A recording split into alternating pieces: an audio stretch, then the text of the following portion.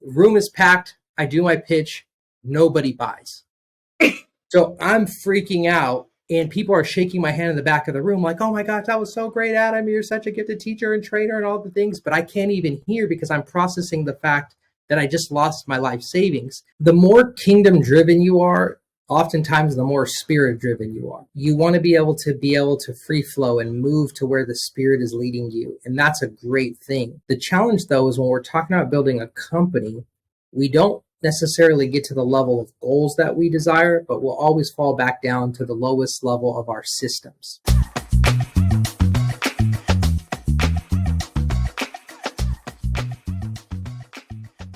Welcome to Kingdom Over Everything. I am your host and Chief Fire Igniter, Shae Bynes. And I have with me Adam Flores from Smart Business Mastermind. Adam, what's going on, man? What's going on? How are you doing? I am doing great. Every time I see you now, you are wearing orange. So that must be your thing. That's your favorite color. Yeah, I was actually looking up the different definitions of colors, and orange happens to mean vibrant.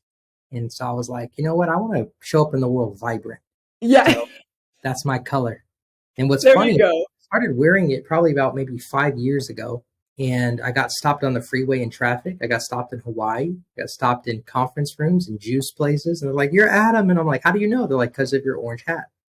So they might not remember me, but they'll remember the goofy guy with the orange hat. That's hilarious. That's what happens with my hair and my glasses. So it's like, you got you from a mile away. There she is. You have that unique piece. See, we're on the same vibe. We get it. That's it. So, Adam, it's funny because you and I met. Our meeting, I have to say, was divinely orchestrated because it was a series of very unusual events for me that led to me actually being in your world, in your space with Smart Business Mastermind, and then finding out when I show up on a screen that you've read. You're like, "Hey, Shae Bynes, I've read your book, Grace Over Grind." It was a whole situation, and it was so funny. So very funny. But I just wanted to have this chat. I mean, everyone gets the opportunity to listen in, but I'm so curious about Adam's story because there's just so much in there. And so let's start with taking us back because you shared right before I hit record, that there's a pivotal moment from your youth that led you into a whole mindset around money, around business. So let's go back there and talk about that and your entry into business in the first place. Yeah, definitely. So when I was growing up, I was probably about 4 or 5 years old, and I walk into the living room and I just see my mom just bawling. She's crying, and she had just got out of a relationship. And because of the separation, she wasn't going to be able to provide for my brother and I. So she told us, I'm so sorry, but you're going to have to go live with your grandma for a little bit. And at that moment, to be stripped out of my mom's arms, the woman who loved me the most over financial reasons, it broke a piece of me because there was nothing I could do at that age to help her with the bills or to help her out. And so that was the first lie of the enemy that came into my life. And the lie was this, is that if you don't have money, you can't stay connected to the people that you love the most. And that's a serious lie. Yeah, it's a serious lie. And from there, I had a strong motivation or ambition to be able to change my world. And so I started selling things at school to try and make money, and I became very entrepreneurial. And so as I moved back in with my mom, I was always talking to her about ideas and things I could do. But growing up in poverty, you don't really have those choices or those options. So one of my first jobs was I was a dishwasher at a golf course, and I would just see people playing golf in the middle of the day. I'm like, what do these people do to be able to play golf in the middle of the day? I didn't grow up seeing that. So as I got to know a lot of them, I would be out there putting on my breaks, because you could go out there and putt. And they had businesses. And I was like, this is what I want to do. I want to be an entrepreneur. And I made a promise to God. And I said, God, if you ever get me in a place to where I can have those kind of resources, I won't waste my time playing golf every day. And how old were you at this time? I was in my late teens, like around 17 or so. Wow. Yeah. And so at 18, when I turned 18, I got into school at Cal State, and I was like, all right, I'm going to go to school for marketing. I upgraded my job from a dishwasher to a barista at Starbucks. And this is the miracle that happened. I was so grateful for my job at Starbucks because it had tips and it was a better environment, and they were, it had health insurance and all the things that matter when you're at that stage in life, right? So I started rapping in the drive-through to the customers. because I was just so excited and grateful for the blessing.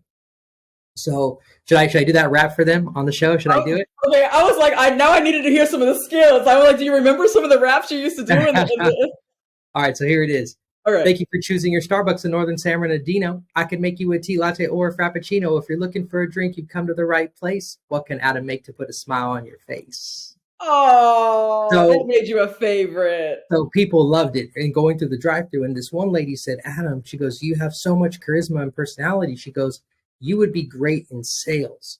And I'm like, yes, do you have, what's the opportunity, right? So I end up going in for an interview, and little did I know that Ed Milet would become one of my first mentors.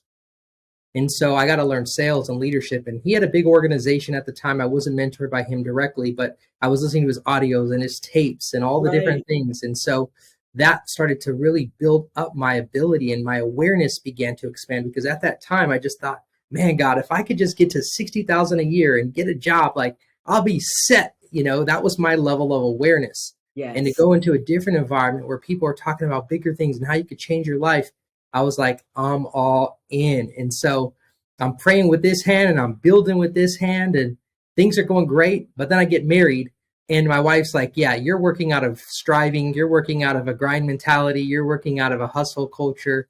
She's like, it's time to slow this down. And so she had been praying for me and working with me. And I had to go through a healing journey, because it was like a spirit of survival that I was working through.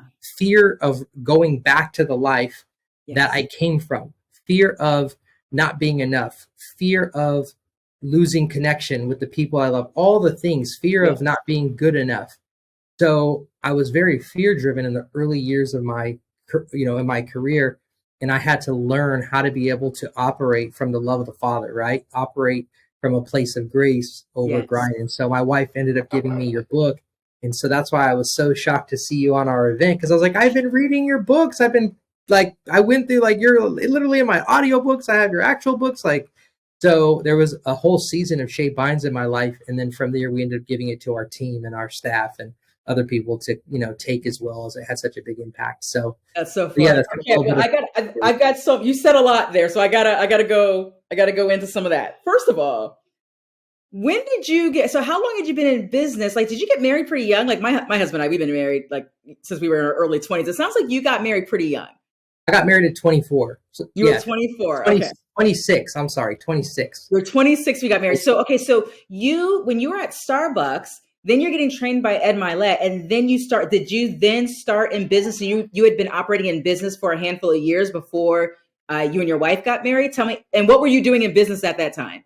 Yeah. So what happens is, it was selling insurance. So the problem is that, so I get in and I'm so excited to change my world. I ran home, told my mom, I'm going to retire you. I found the thing, and so the problem is, I just wasn't the person yet. I was 18. I looked like I was 13. I had braces on. I wore oversized suits. Didn't talk the way I do today. Didn't have confidence the way I do today. And so I was doing my best to grow that business, but I wasn't the person yet.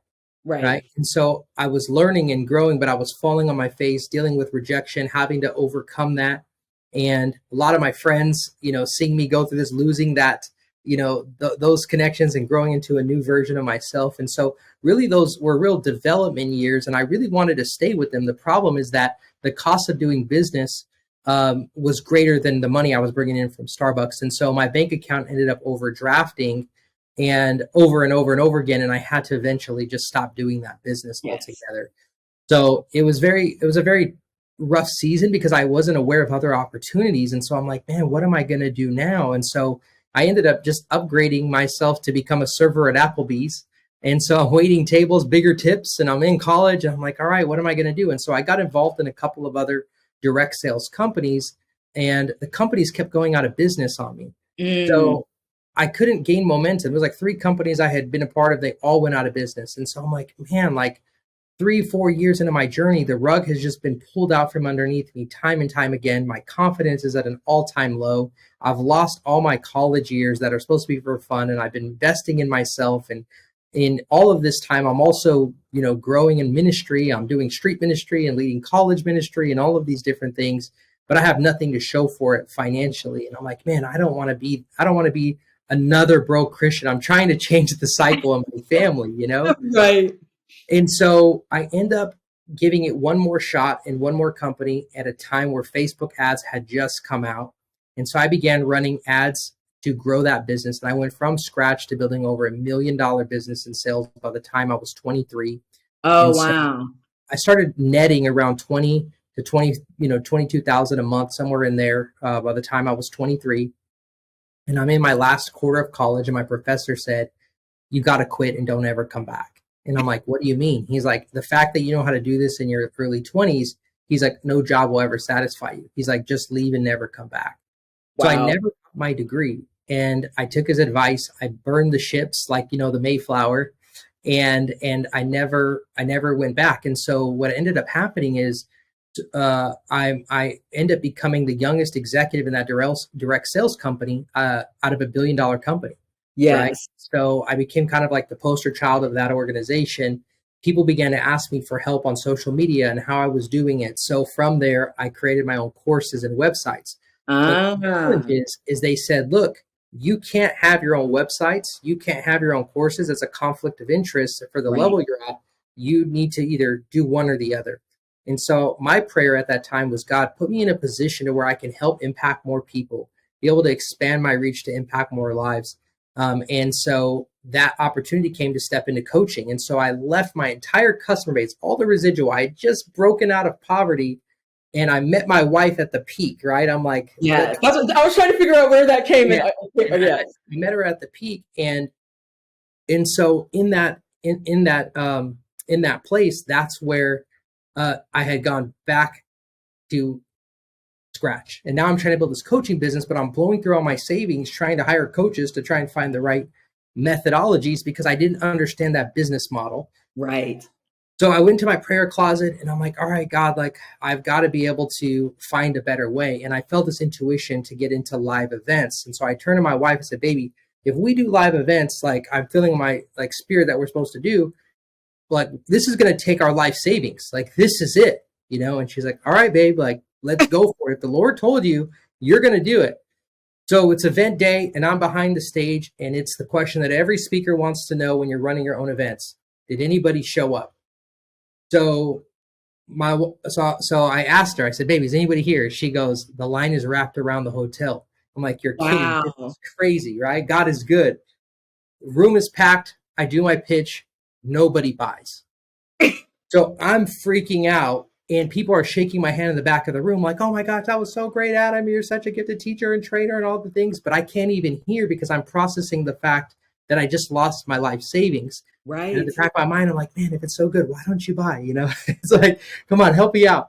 So this guy ended up coming up to me saying, "Adam," he goes, "you crushed the stage, but the problem is that you suck at selling from the stage. Mm. So you're a great teacher, you're a great trainer, you have an incredible gift to articulate ideas." He's like, "Your event was packed with value. You just blew the pitch." He goes, "So I want to show you how this event business works to show you how to do it properly." So that guy delivered on his promise, and he took me around to different events. I got to see how the event business worked. Went back in and started launching six-figure weekend after six-figure weekend a year later after mustering up enough savings, of course.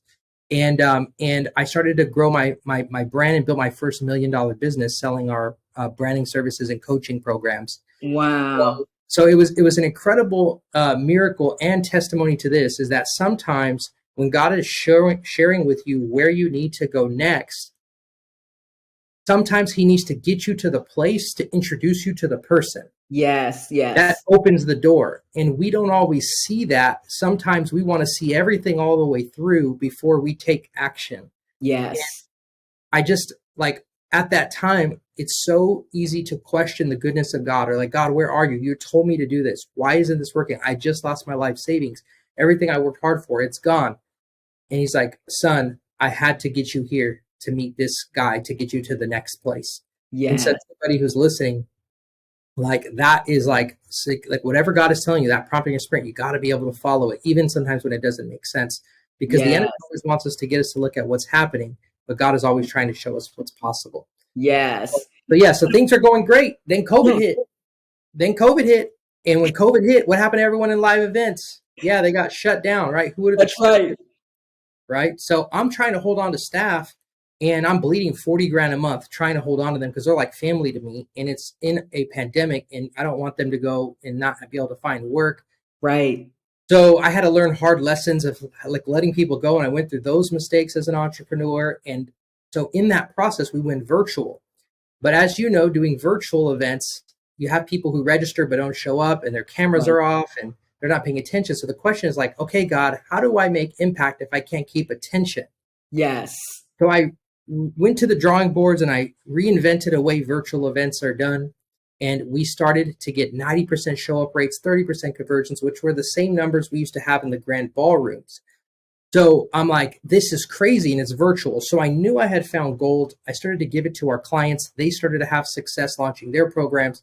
So I was like, okay, I'm going to build a whole mastermind around this. Fast forward to today, we have one of the top masterminds in the world for coaches and consultants, teaching them how to grow and scale their programs. And we have our, agency that now focuses on virtual events. So I at the love end of our that. events, we give people the opportunity to accept Christ. So our business is our ministry. We call it a BAM business. Business is ministry, and God has redeemed everything that the devil tried to steal. Come And I'm on. just grateful to be on the journey and operate out of a grace instead of a grind. Yes, there's so much. There's so much I want to talk to you about. Okay. So I have to put a bookmark on one thought. I'll get to that later. Let me go back.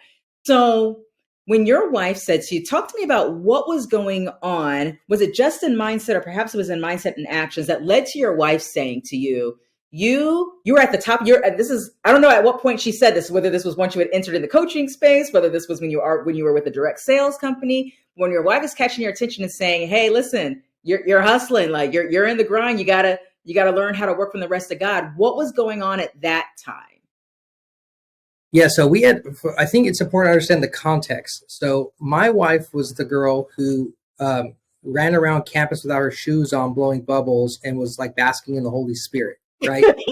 Like, so, so the freedom is what attracted me to her, right? Yes, I So, need to meet her. so you take a free spirited Holy Spirit, like I just want to spend time in the presence kind of girl, Yeah. then you put her with a man who's like radically purpose driven, who Yes. wants to maximize every second for productivity and go after his purpose. It's all obedience and sacrifice, and so you put the two together and she's like, you're doing this journey wrong. You're doing this journey wrong. You're missing it. And I'm like, no, you're missing it. You're just laying there listening to worship, soaking in worship. I'm like, you're not getting it. And she's like, no, you're not getting it. She's like, you need to be soaking in worship and you need to be able to experience more of the presence of the Lord. And so we had these like fights in the beginning years of Can you marriage because imagine? we were just, we were both believing in the Lord, but just two different walks of life, right? So she started bringing like pastors in and, hey, we need to have counseling around this and, dropping YouTubes and podcasts. And then your books came. And so you were part of my counseling, Shae. Um, you You're know, welcome. yeah, yeah. And really what it is this, here's the root of it, is that it's what is known as the orphan spirit. And the orphan spirit is when you are doing everything independently. You rely on your own effort. And the Yes. reason I started to do that is because of the lie that no one was coming for me. And the reason why is because I didn't have a dad there to provide. There was no backup. We don't have a family outside of my mom. So there's no financial resources in case something happens. So I was always on edge that if anything were to happen, it was on me. And Yeah. so the enemy really used that to to prevent me from resting and prevent the Lord from fully operating. And I do believe the Lord covered me during those years because my heart was in the right place. Yes. My intentions were good, but my mindset was still of my flesh from the generational challenges and the upbringing that I had to be able to work through so that we can be able to rewire my mind and renew my mind to be more reliant on Christ. And so that was a journey. It took years of letting go and learning to trust God, not only as a provider, but also as a father. Yes. So that was a journey to get there. Is there anything when you kind of reflect on that journey, are there moments, and everyone kind of, you have their own story. Sometimes there's these kind of monumental moments in the midst of the journey that led to a pretty radical shift. And for other people, it's just like these tiny little things over and over and over again that all of a sudden they look and they're like, oh, I'm in a completely different place. What was your journey like? Were there any of those kind of key moments in the midst of that journey of going from orphanhood to a son? Yeah, absolutely. So I got a chance to meet the author of this book called Blessing of the Father. And what he explained to me was something I had never really thought of before. But he said, when you receive Christ, he's like, and you receive the love and blessing of the Father, you receive an inheritance. And he has the ability to fill the voids that no earthly father can fill. He's able to bring the provision that you could never do on your own. He's able to fill all of the emotional voids. He has an inheritance that he wants to give to you, but you have to be able to receive it. And so that was a big paradigm for me because I didn't understand what it meant to trust God. You hear that all the time. You got to Right. trust in the Lord. You got to know he'll provide. But I didn't understand. I'm like, yeah, well, he's going to provide because I'm going to work, right? Which Right. there's some truth to that. We got to be Yes. obedient with our work. Yes. But I didn't really understand what it really meant to be able to put my gifts and my purpose and everything in his hands, and to be able to have boundaries, to be with family and to go Yes. and enjoy life. Some people live to work and other people work to live, Right. right? And I was in a season where just living to work because that's how I felt secure. I couldn't Yes. feel secure unless I was working, because I felt if I wasn't working, then I wasn't progressing. And if I wasn't progressing, then I wasn't going to ever be able to break through to get my family ahead. And so it was a whole cycle and a story that just kept me in a constant workflow of never resting. And Yes. so then I would get sick a lot. I started having health issues, and this was the breaking point. I got to the point where I was about I think around 170 when I met Brianna. I got so sick that I went all the way down to about 120 pounds. Oh, wow. I had all of these gut issues from all of the stress and everything like that, to the point where Brianna thought I wasn't going to make it. So Brianna actually had to heal my body through all of these herbs to restore my gut, bring me back to health. And Yes. she was like, and I'm in bed. I'm like literally bedridden. I could barely work at this point. So she's like, you don't have a choice. You're going to soak in worship. You're going to listen to these sermons. You're going to listen to what I put on. And I had no choice but to listen to her, because she's the one that's Just taking care of alive, right? So God you. has a funny way to bring you to your knees. If you can't get the lesson, he'll find a way to show you the lesson. But it was a very painful season, and Yeah. it really broke me so that I could be able to be rebuilt with a stronger foundation and trusting him. So Yeah. That's so good. Now, when it comes to, because one of the things you had shared with me was that when you read Grace Over Grind, that you're like, oh, I need my team to read Grace Over Grind too. So I want to talk about company culture for a second. I don't know, what's the size of your company? Like, how many employees do you have working with you? yeah, we're about 20 right now. Okay, cool.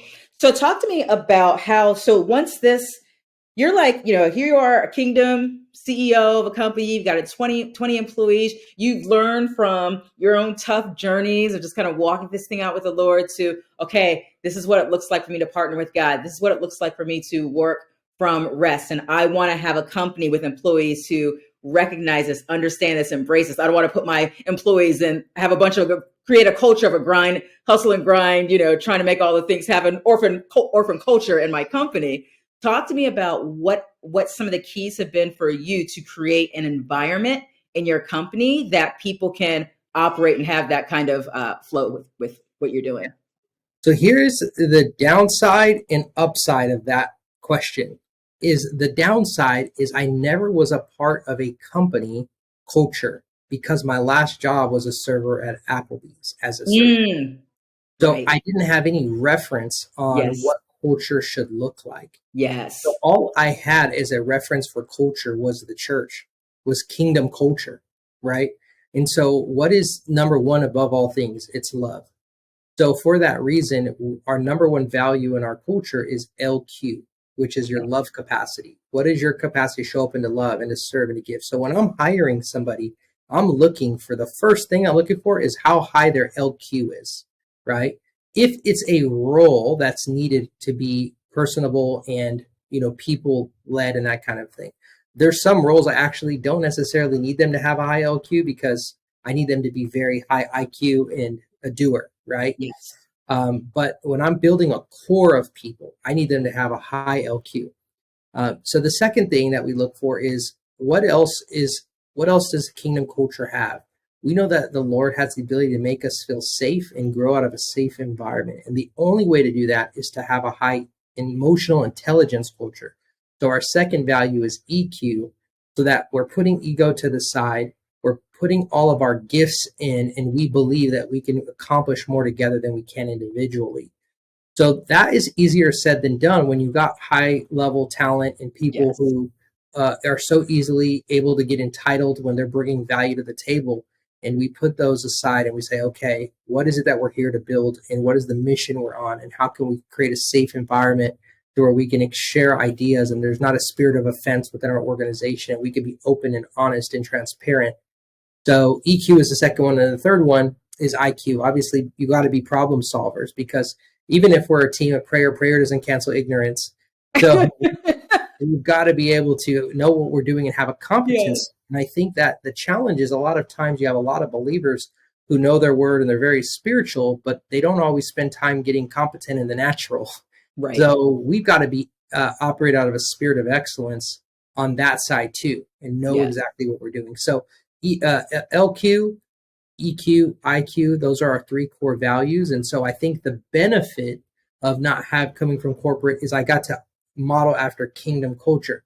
The Yeah. downside is you don't necessarily know how pay structures work. You don't know how, how much to demand from an employee. And so the downside is like, people, ask for raises, and in the beginning, you don't know how to respond to it. you know, You're just like, well, you're great. I love you. Of course, we have it. Here you go. Right. And so you just don't know how to let people go when they're not performing. And so you're too graceful. And so, you go through the hard moments of not knowing how corporations are structured and learning about operations and SOPs and all the things Yeah. that you would normally have in a corporation that you could bring into your own business. I didn't have experience in. So I had to go outside to learn that stuff. And I made a lot of expensive mistakes from lack of experience in Yeah. corporations. So that was the downside. But overall, that's how we came about our core values in our company today. So Yeah, it's so good. So I actually experienced some of this, but I'm going to let you speak to this. I experienced some of this with you, sitting in one of your one of your mastermind trainings that you did. But talk to me about certain things that are kind of prominent ways of doing business in your world, where in order to do it in a kingdom driven, kingdom focused way, you have to do it differently. You show up differently than what might be typically modeled or even exalted in the space of your industry. yeah, well, I think sales is for sure an easy kind of area to go into, because a lot of the world will teach the principles, but they take out the prince, right? Yeah. And so you end up with a lot of values that get people to do things, but they're not always ethical or of the Lord. And so a lot of times people use guilt and they use shame and they use tactics to be able to move people into a result. And unfortunately, those things do work. But Right. the fine line between leadership and manipulation is getting people to where they want to be versus where you want them to be. And so I think that a lot of sales has a culture of manipulation in there. Yes. And so one of the things that I'm very passionate about and teaching not only our clients but to into our sales team as well, is that we don't ever lead out of guilt and shame, but we lead out of love, compassion, empathy, and really understanding, putting the client into a place of vision so that they can make decisions out of vision and not out of scarcity, so that Yes. we're moving into an empowerment, into an impartation of what we believe for them, versus operating out of scarcity and fear tactics to be able to get people into action. So That's a big part of it. And that's why a lot of our clients say, like, we love learning sales from you because it feels so safe and good to the client. And it also feels great to us as we're enrolling. So that's Yeah. a skill Have you set. had to do, because you have, I don't know, out of your team, how many of them are in the position of sales, but is that part of how you have to train? Because people who are in sales, they may have come up a different kind of way, believers or not. They came up learning sales in a particular way, and then you're having to kind of help to reshape, maybe undo some thinking and relearn the way that we do it around here. Yep, exactly. Exactly. And we spend a lot of time training on that, like I said, to our client base and to, internally, making sure it's from the right, because I want to make sure that every time, so sales is a form of love, and people don't realize that. Because you have to be able to put all of your fears aside and your own stuff going on in your head to be able to help somebody else overcome their fears so that they could be empowered to step into next level territory with the product or service you have. And that is scary for people. And to be able to hold space in that and to encourage and to see a future possibility for them. Sometimes it could even activate your prophetic giftings if you have that. There's a lot of love that goes into that. And so we're just constantly infusing love into our sales process and letting people, end up where they need to be. Our biggest prayer is that they end up to where they need to be. And Yes. so we don't do like any weird closing tactics or things that people teach traditionally. And so people are really gravitated towards the way that we sell. So that's been really great. That's great. So what's been the biggest challenge in the midst of this? I kind of want, and it could be the challenge that you're facing now, or it could be a challenge that you've already been on that you've already come to the other side of. But what's been kind of like the biggest stretch for you as a kingdom minded CEO? Yes. So I would say the more kingdom driven you are, oftentimes the more spirit driven you are.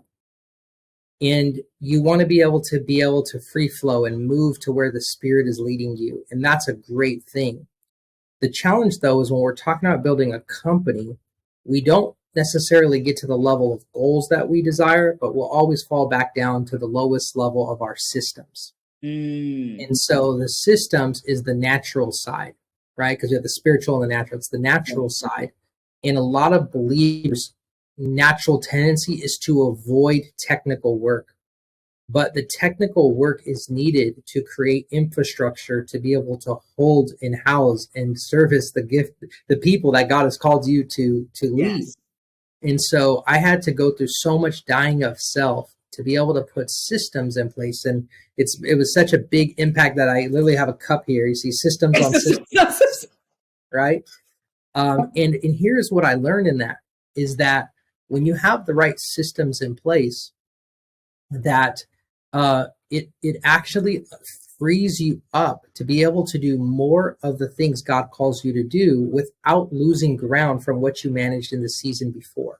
That's good. And we forget a lot of times they talk about God as a God of creation, because he's a creator, but he's also a God of systems. Yeah. The entire way that the world's operating, the sun comes up and it sets and the waves go back and they come forward, and all of that, there's so much systematic, and our body is a system, Yes. right? And it's all run off of systems and principles. So we don't talk a lot about that as believers. We put that part on the shelf because we're like, I just want to do what the Holy Spirit is telling me to do today. And that is a great thing. Yes. But if you're not building with this hand and being spirit driven with this hand, you'll just constantly you'll be like the exhaust on a car, right? It's just like you step on the gas and just have a bunch of exhaust behind you.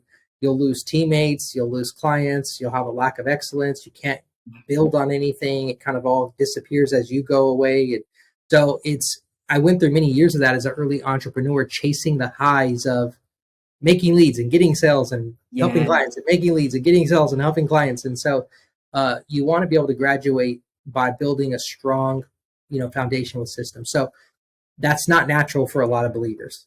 Yeah. And so for you, so you had to walk through that yourself. Did you have to go hire help to go figure out how to do that? or was it something else? Or you read a bunch of books? Like, what was your process to go from kind of feeling like I'm led here, I'm led here, I'm led there, but then not building the systems that allows that to be sustainable and allow you to grow and elevate from there and multiply?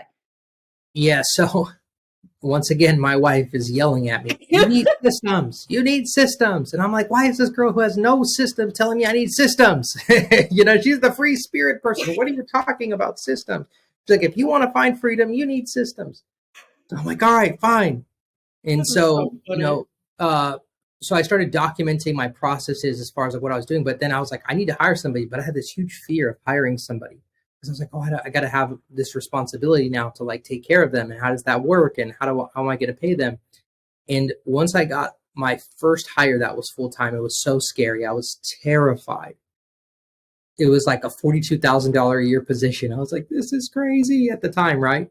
Yeah. But that year, I had jumped from 200,000 to 500,000 that year, all because she was able to service our clients while I was able to go out and help more. And so, because she had experience in corporations, she was like, "Hey, we need to have these things in place." And so I began to learn from the employees that we were bringing on, and I was excited to hire more people. I was like, "Oh my gosh, if I can get to this with one teammate, then what could I do if I had another teammate and we could work together and we could build this whole thing?" And so as you started to bring on more and more people, you start realizing the needs start to come up. And so I would just ask questions. I was in some really great masterminds that helped me determine what's, good processes look like and how to, hire and train and retain and all the things. Yes. So that was definitely outside knowledge that I had to get in. And then I started going to YouTube University, which is Yep. learning what I could. And so everything. So consultants, masterminds, YouTube University, internal Yes. stuff, all the things, all the hard lessons. Yes. Yes. Yeah. Okay. So one other thing I want to kind of poke at with you in terms of your journey. So we've heard about kind of the journey of learning how to work from rest. We heard about, even that connectivity of moving from orphan to son in terms of how you receive God and walk out the expression of God in your own life and in your business. We've touched on that. We've touched on this finding this place of yes, being spirit led, and also building something, building systems so that what you're doing as your spirit led has the ability to grow and has the ability to thrive.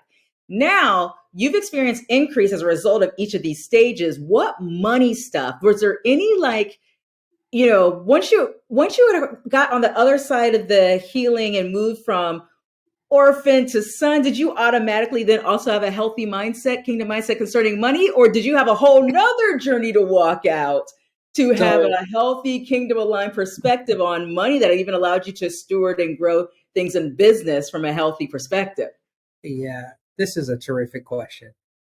So there are three money stories that I had to actually heal from. Okay. And every believer does as they go through their journey of making more money. And the first story that we all have to heal from is our spending stories. So we all spend money based off of what we saw growing up, or we get our habits from not having the example of what we Right. saw growing up and maybe off of the media that we watched, right? Yes. So when I get my first paychecks and I'm starting to make money, well, I never had money before. So what do? I'm like, I'm taking my brother to Thailand for a month. I'm giving checks here. I'm giving half my check to the church, and that's a great thing, but not when you don't have things Right. saved away, right? Like it's just like you're just Right. like I was like Oprah, like you get a car and you get a car and you get this and just like being absolutely overly generous, right? Right. Money makes you more of who you are, but when you have generosity without wisdom, you're just stupid. And so that was me. So I had to go through Right. the learning mistakes of that. And so healing that spending story was important. And then you go through the phase of wanting to buy nice things because you didn't have them growing up. Yeah. You don't like the idea of being constricted because you were always you feel like you're bounded, right? So you want to buy the things that are a little bit right above your means a little bit so that you can stretch and challenge yourself to get to the next level. So going through all of that journey as well. So you start to get to a place where the Holy Spirit starts to convict you like, hey, you've really got to learn financial stewardship, right? Look how much money you've made. What do you have to show for it? And how are you multiplying what I'm giving you, right? Yes. So those are the first stories, is healing your spending stories. And if anybody's listening to this, you got to get that down early if you can, because you'll make a lot of money in your lifetime. And if there's leaks in your character, it just goes out so quick. Right. Then you start what we call lifestyle creeping, where Yep. when your income starts to go up as you go with it. So the second stories I heal from were income stories. So as you start to make more, everyone has a thermostat that you're used to making. So if you're used to making, let's say, $8,000 a month, it's interesting how if you make below that, you'll find a way to get back to 8K. But if you make above that, it's so easy to just drop back down to the 8K you're used to making, because you're like, okay, I'm good here, right? So there's this wrestle with, in your prayer life, you're like, God, like I want more. And you're like, okay, but it's like you're hearing back from God, okay, well, what do you need more for, right? Because God uses money as a tool in the kingdom, and he's going to circulate it to your purpose here on earth. It's a tool. So I'm like, man, God, like this is what I needed for, you know? And so it gets to a point where you make enough where you're like, man, God, I just want overflow, you know, and learning how to receive it, because it's an entrustment. Money is, we're not to be enslaved to it, but entrusted. And as we are good stewards of it, we're able to be generous with it, but have boundaries for it, be able to allocate it to reinvest back into the purpose that we're meant here to do on earth, being able to put it away for wise investments, all those things. As that entrustment begins to happen, you feel more and more comfortable receiving as you trust yourself to deal with the resources. So I've had to recalibrate that thermostat many times, because we'll always get to the thermostat that we set, and learning how to receive it without guilt, without feeling like you need to leave you right away, being able to actually hold on to it and steward it. There's a time that it takes to really set into that can come with experience, kind of like riding a bike. I can't teach you balance. You've got to learn balance on your own. And so there is that balance element to learning how to be able to receive more money and manage it well. The third story that we want to be able to hear from is our investment stories. And this is where a lot of people lose a lot of money with really great intentions. And this is how I lost a lot of money in the investment side. So as you start making money, you start to get to a place where you feel this conviction to reinvest it, because you're doing your best to multiply the money that God has given you. And so a lot of times when we don't have the education on how to manage money, we will invest based off of the relationships and opportunities that come around us. And so I had a phone call from a friend who ended up making millions of dollars in this fund that he was in. And so because we trusted him, we said, hey, we're going to invest $100,000 with you to be able to do this investment too. Well, that investment fund ended up getting shut down, and he lost his money that was in there, and we lost our money that was in there, right? Out of good intention. So one of the principles that my wife and I developed is that we don't invest in things that we don't know about. So that's one of the things, right? You don't invest in things you don't know about. Second way, this is how we lost $80,000. Okay. So we lost $40,000 investing in a real estate mastermind because we invested in it, but the timing of the strategy wasn't right for the market conditions. So we couldn't do anything with the strategies we were learning. So we went into the peer space business, so we spent $40,000 getting a studio that we refurnished to be able to put on peer space for rentals for like people to film. Peer space rental. We spent $40,000 in that. And what happened is when the website wasn't bringing us customers, we didn't know how to pivot from that, because we just were like, oh, well, our friends are doing it. It must work for us, right? So the principle there is, we put in our financial principles today, is that we do our due diligence. Right? You have to be able to do your due diligence before you're investing. And then we lost another $100,000 trying different businesses that we didn't follow through on because they were working for other people. But we got started in them and just didn't follow through because we didn't follow through on them. You know, we like the idea, right? So our third principle is we don't invest in things that we are not committed to following through on, which is a Yeah. biblical principle: count the cost before building, right? Yes. Fourth way, this is how I lost over 150,000. So um, I had invested a lot of money in stocks during the COVID crash, and I was up in our portfolio in like 600% because it was just the right time that I had got it. The challenge is that I didn't ever have an exit plan because I was addicted to the high of being invested in the market. And Yeah. I didn't want to deal with the pain of having to start over and find a new investment because it's hard to find an investment that works once you're in it. Right. And so I ended up uh, I ended up leaving the money in there when I should have exited. And so the principle that we drew up in our family plan is we don't invest in things without an exit plan. Because if you experience the high of investing and you see your money making money at an exponential rate, Yes.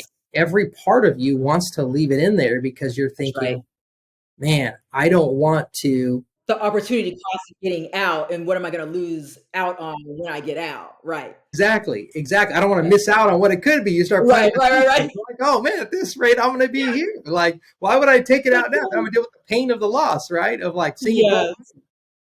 So not having the exit plan was huge. So this is how I lost 50,000. So everybody was getting involved in crypto. I figured, man, I missed the boat. I better get in now because everybody seems to be on the crypto train. So I got to be able to do something, And so I'm like, all right, like here we go. So I invest in crypto. And right when I invest at the peak of the market, boom, everything just absolutely tanks. And I'm in all these little micro coins outside of Bitcoin and Ethereum, Yep. which are kind of the main ones, which are riskier ones. So my wife and I put another principle, and the principle is that we don't invest in what the masses are doing. We invest I love into things that we're convicted of, that we've done our research in, right? We don't just do things because of the masses. Yeah. How I lost $500,000. This is the last story.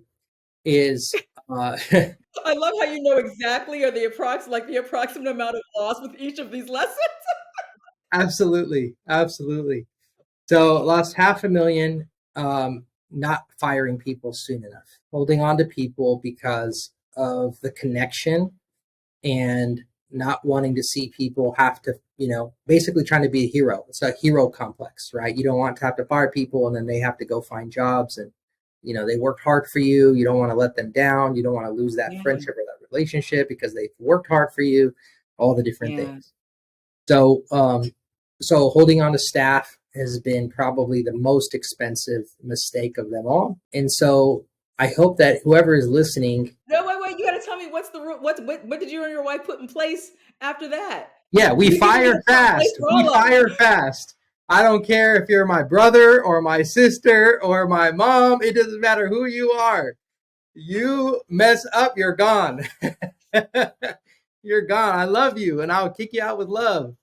But you're gone. So yeah, that's been Oh, a big lesson there. you're hilarious. Well, I love, first of all, thank you for sharing all of that. I love the way you didn't waste any of these experiences. With each one, it's like, okay, so what did we learn? Because there's always gold to take out of every challenge. So it's like, all right, that was a challenge. That kind of sucked. Okay, what's the gold we could take out of that informs our future? And you did that with every single one.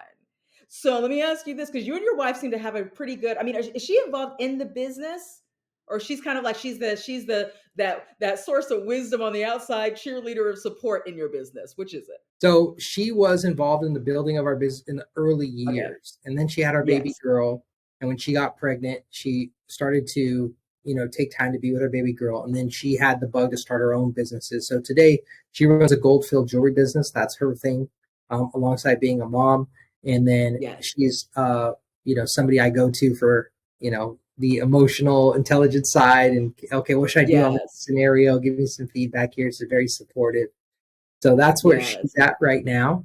And And so, yeah. I love it. I love that you guys have found that rhythm of work together. And I also love, by the way, Adam, that you had me rolling when you said, "How is it the person who has no systems is talking to me about getting systems?" Right? But you heeded to the wisdom of the Holy Spirit spoken through your wife over and over and over again.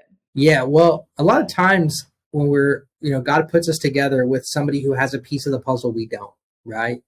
And my wife is able to see things that I'm not able to see. And so Yeah. when she speaks, I listen. You heard about all the losses, but we've also made over 5 million, right? Amen. So in that, there's still a redemption from the things Yes. that we had lost. And so Yes. loss is a part of the journey. And I think that the more that we're able to have, the more we're able to be under anointing, the more protected we are. And what I mean by that is when you're under leadership and they have the pattern of success given to them by God through the power of the Holy Spirit, you're able to multiply so much faster with the right wisdom and counsel. And I think because of my orphan spirit, struggling to be under authority, right, because of a Yeah. lack of trust and leadership, uh, it caused me to do a lot of things on my own. And sometimes when we access a lot of wisdom from the Holy Spirit, we think that we have the wisdom to do things that we're not equipped for. And we start making decisions out of that place, thinking that they are of the Lord because we have peace about it in our spirit. Oh my gosh, Adam. So it causes us to lose a lot of money out of our blissful ignorance. That was listen, that's a whole episode by itself. What you just said right there, which is the facts, is a whole situation and one of the challenges of just like walking the thing out with God. It's like it's not just with God, it's with God and others. And you'll feel completely like, no, this is anointed, this is right in alignment with the Spirit of God, you know? And it's like it may be, but you can't see the fullness of it. So then your ability to operate in it is it because you don't have the capacity on your own to walk out what he just showed you. Just because he showed it to you didn't mean he showed it to you for you to go do it all by yourself. And that's why I run to coaches now and I really run for wise counsel. And there's a price to Yeah. pay, but Yeah. it's also a price to pay to not know something. And you're going to Right. pay either way. So Yeah. you can pay for wise counsel and find somebody that you believe can lead you to the next level. It is hard to find those people, but when you do Yeah. find them, hold on to them because they have something that can drip onto you that can protect you. There's a good book by John Bevere. It's called Undercover, and it talks about being under authority and the protection Mhm. that comes with being under authority. So, when you don't trust others, it's you want to operate on your own, and you can do that, but would take you years. You can accomplish in such a shorter time by finding the solutions earlier. So, Good stuff. All right, Adam. This was so good. I learned so much about you. I really enjoyed this conversation. So I appreciate you hanging out with me. Tell folks, if they want to get more information about you, about Smart Business Mastermind, like where do folks go, Adam? yeah, just go to smartbusinessmastermind.com. It's really we have a training that we run. It's over 2 days, and it's how to launch six-figure virtual events. So I think we're some of the best when it comes to this topic. Shae, you've been through our event as well. Yeah. And it's really for coaches, course creators, consultants. That's really if you're in that realm, be a great resource for you. It's free. And then also, I have a course called Breaking a Spirit of Poverty. And this is God had given me revelations on the four different phases to break through spirit of poverty. So this would be a great resource for you if you're feeling like there's like a dark cloud over you, like the rug is constantly pulled out from underneath you, and you're just feeling like, man, I just can't get my break. I can't seem to get ahead. This would be a great resource for you. And so I'll give the link to Shae to put with this episode, so that way you guys can get the free course. It's been shared organically over 1,000 times, I love it. which is crazy, just a testament to the impact it's having in people's lives. So I'd love for you to Yes. get access to that. I love it. Thanks for joining. Yes, like Adam said, I actually just wasn't that long ago when I participated in that training. It was excellent. And I shared this with you afterwards. I was like, I've sat through stuff like this and I always have my because I know the things that come with like manipulation and all the things. So I'm always paying attention, especially if someone says they're a Christ follower, they're a kingdom. I'm always on alert to see how is someone going to approach this process. Do they do this? Do they model what they say they stand for. And I have to tell you, just like I'm telling everybody here what I told you personally, which was, it was a delight to watch you operate and model in the thing that you said you stood for. And that was a breath of fresh air. And so I appreciate you, how you show up, what you're doing, and I love it. And I'm looking forward to getting to know you and meeting that lovely wife of yours too. You got it. Can't wait to get together. It's going to be fun.